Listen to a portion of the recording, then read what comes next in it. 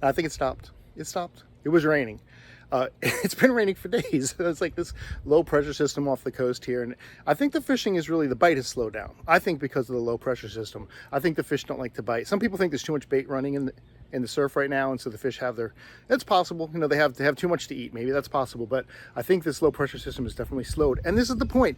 Fishing isn't always like you watch these videos and people catch fish and they catch fish and you're like, wow, that guy always catches these fish. Sometimes I even catch fish on my videos, but in this video that may not be the case. Okay, I'm going to catch a couple of fish, but I'm also going to show you a series of unfortunate events that happen to everybody, even you maybe sometimes, so maybe you'll be able to rate. Come on, let's go show you what I'm talking about.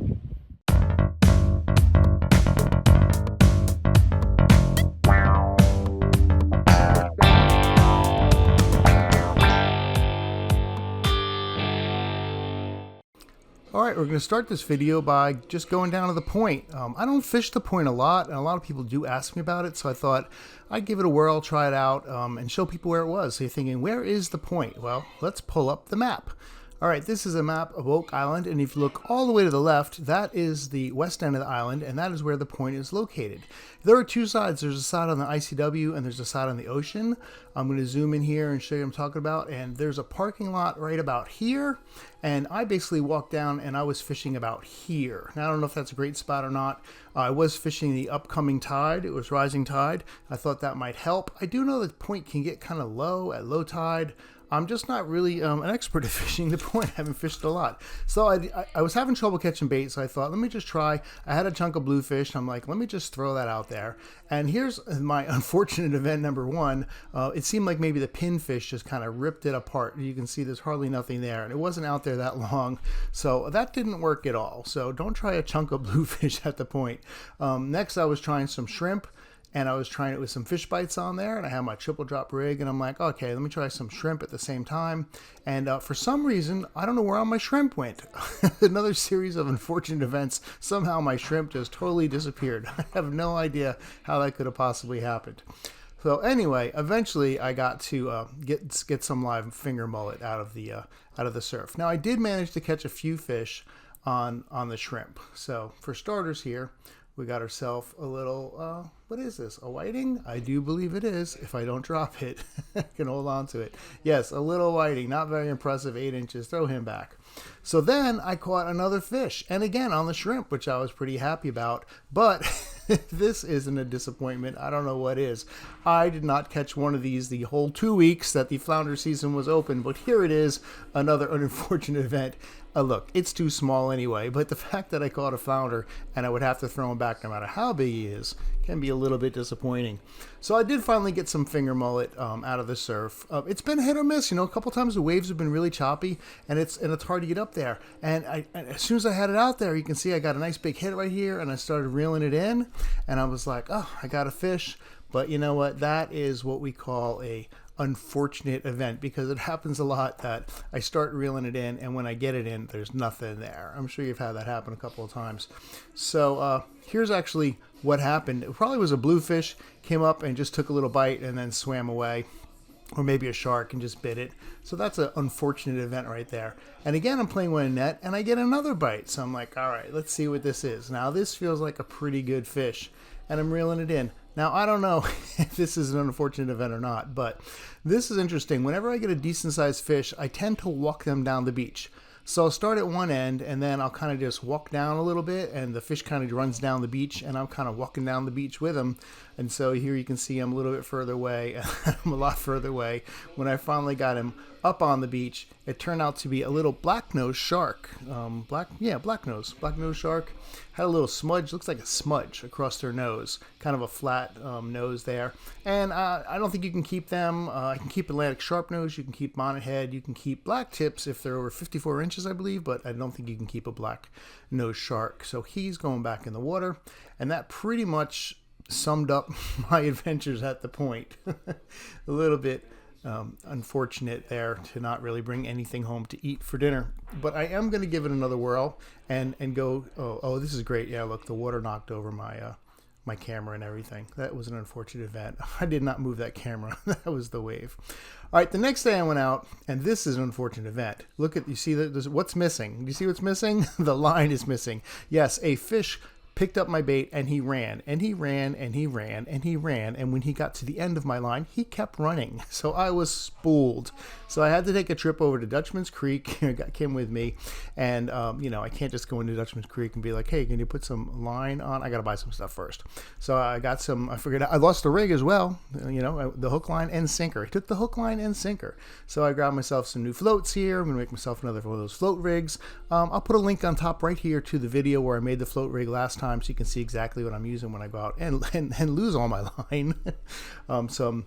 Some barrel swivels, some weight, and I asked him to put on about 300 yards of 30-pound braid. 300 yards, I shouldn't get spooled. I'm hoping I won't get spooled. so that should keep the fish from taking my lines.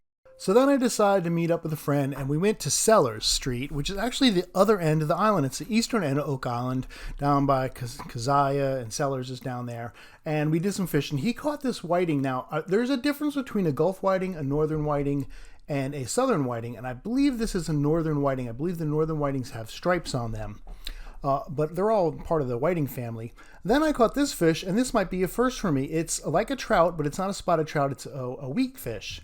And I don't think I've ever caught one before. If I had, I didn't know I did. Maybe I just thought it was a trout. But just catching it in the surf is also a first for me. I usually catch trout back in Davis Canal, but to catch it on some shrimp over there, and that was kind of interesting, kind of fun. So then I caught what I normally catch. And I point this out because I want to compare it to the next fish I'm going to catch. Now, this is not an impressive catch. This, my friends, is a croaker. And I'm sure you've caught croaker before. This has been a killer year for catching croaker. But most of the croaker we're catching are about this size. I mean, what do you think? 6, 8 inches tops, something like that. Right after that, I got a really nice hit. And I'm like, wow, this is a nice fish. I'm not sure what this is, but I'm bringing it in. And even when I see it, I'm not sure what it is. I'm like, this is a great looking fish. And I'm like, is it a puppy drum? It's not a whiting. I'm kind of looking at it and I'm like, man, it looks like a croaker.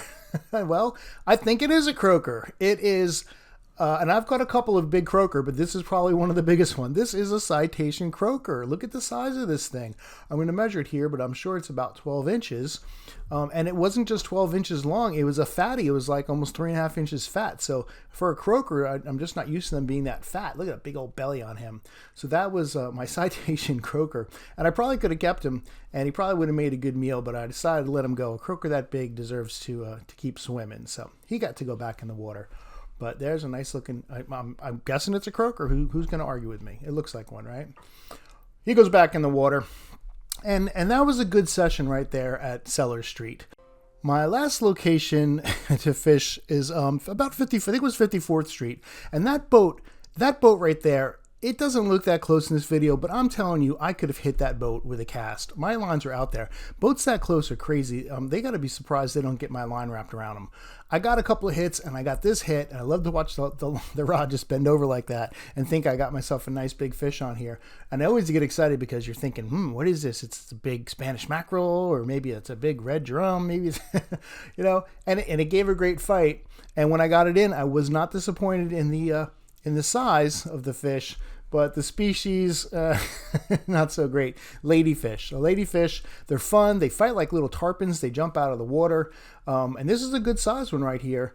But I've heard they're full of bones. I've heard they make great bait. I've never tried to eat one because I've just heard they're not really a good eating fish. The fun little game fish to catch. And like I said, you could probably cut that up and make some good shark bait out of it. But I'm going to let it slide back in the water here and go make some more baby ladyfish or whatever ladyfish do. I guess they go out and have tea or something. What do ladies do? It's ladies' night. Maybe they go to Chippendales or something for fish. All right, so he's going back in the water.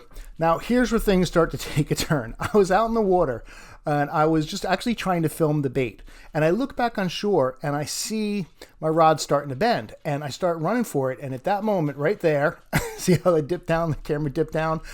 My calf popped. I heard a pop in my calf. And as I started walking out, it was getting really painful. So I'm kind of yelling at my wife. I'm like, can you get that rod? Because there's still a fish on it, and I cannot walk out of the water to get this. And so she finally heard me, and she ran over. She's going to save the day. But what happened was I totally popped my calf. and and I could not walk.